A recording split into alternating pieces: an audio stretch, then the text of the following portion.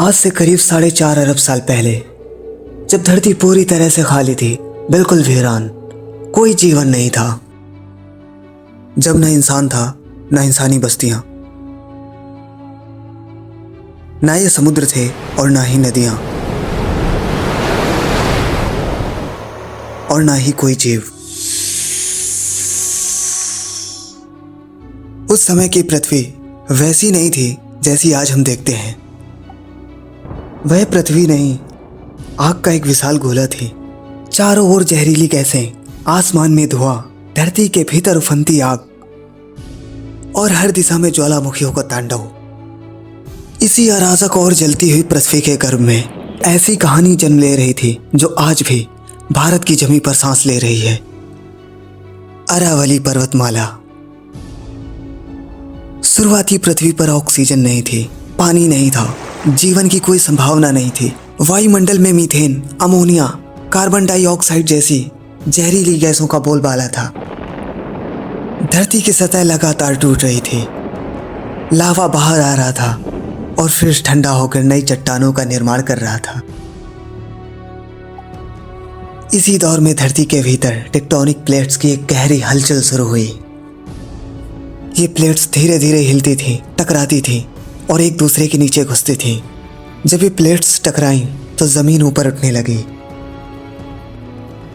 इसी टकराव, दबाव और ऊर्जा के कारण पहली पर्वत श्रृंखला का जन्म हुआ, जिसे आज पूरी दुनिया अरावली के नाम से जानती है।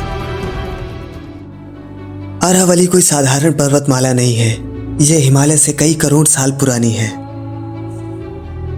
वैज्ञानिक मानते हैं कि अरावली का निर्माण 2.5 अरब साल पहले हुआ था, जब भारत न एक देश था, न एशिया एक महाद्वीप। उस समय भारत एक अलग भूखंड था जो धीरे धीरे दुनिया के दूसरे भूभागों से टकरा रहा था, और इन्हीं टकरावों ने अरावली को जन्म दिया।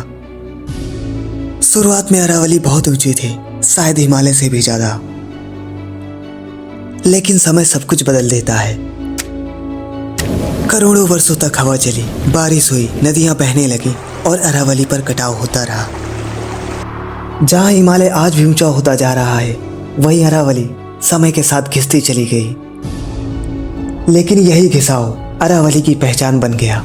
समय बीतता गया, धरती ठंडी हुई और आसमान में बादल बने और पहली बार धरती पर बारिश हुई। बारिश से नदियां बनी, समुद्र बने और जीवन की पहली नींव पड़ी। अरावली ने इन नदियों को दिशा दी। सरस्वती जैसी कई प्राचीन नदियां अरावली से ही निकली हैं। अरावली ने पानी रोका, हरियाली बनाई और जीवन को सहारा दिया। एक समय आया जब पश्चिम बंगाल में थार मरुस्थल फैलने लगा, रेत के तूफान पूरब की ओर बढ़ने लगे, लेकिन अरावली एक दीवार बनकर खड़ी रही। आज भी अरावली की वजह से रेगिस्तान की रेत पूरे उत्तर भारत को निगल नहीं पाई। अरावली सिर्फ पहाड़ नहीं, प्राकृतिक सुरक्षा कवच है। अरावली के आसपास सभ्यताएं फली फूली, यहीं से मानव ने प्रकृति के साथ रहना सीखा। मगर आज अरावली खतरे में है। खनन, शहरीकरण, अवैध कटाई इसे धीरे धीरे खत्म कर रहे हैं। अगर अरावली खत्म हुई तो रेगिस्तान आगे बढ़ेगा, जल संकट बढ़ेगा और पर्यावरण असंतुलित हो जाएगा। अरावली सिर्फ पत्थरों का ढेर नहीं है, यह पृथ्वी की स्मृति है, समय का साक्षी है और भारत की रीढ़ है। जब हम अरावली को बचाते हैं तो हम अपने भविष्य को बचाते हैं। अगर अरावली जिंदा रही तो जीवन जिंदा रहेगा। Save Aravalli, save nature. जय हिंद, जय भारत, जय प्रकृति।